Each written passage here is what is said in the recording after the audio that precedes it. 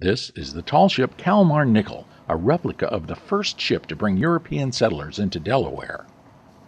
The Kalmar Nyckal is the official tall ship of the state of Delaware and a combination floating museum, school, and roving goodwill ambassador, transporting delighted passengers back to the 17th century. Captain David Hyatt is the master of the Kalmar Nyckal. He's been so since the current Kalmar Nyckal was launched 7 years ago. Well, the original ship came to this country to bring 24 soldiers who were contracted to begin a settlement for the fur trade on the river we now call Christina in what is now Wilmington. The Kalmar Nyckal is called a pinnace, a medium-sized Dutch warship 93 feet long from stem to stern, 141 foot including the spar, and it displaces almost 300 tons.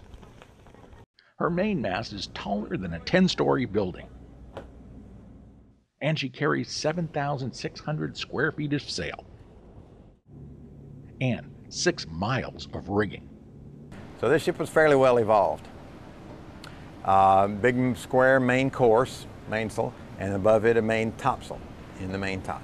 And then this would have also had a flying top gallant on the main.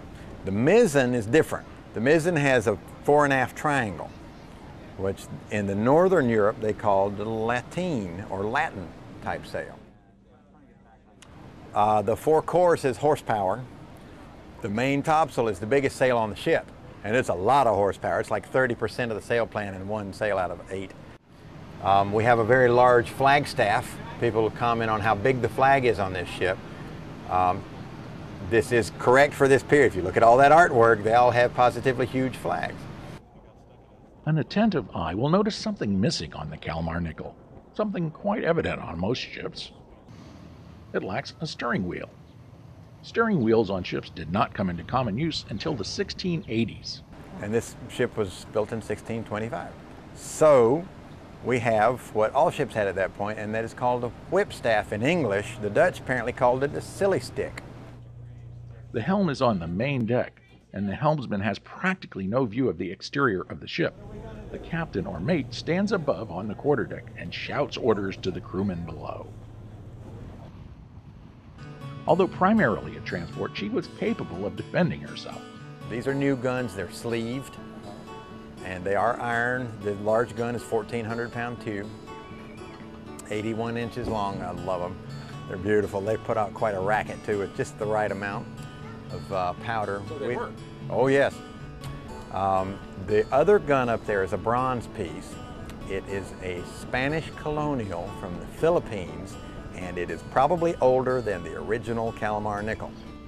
It was grueling physical work sailing the original Kalmar Nyckal, and that has not changed.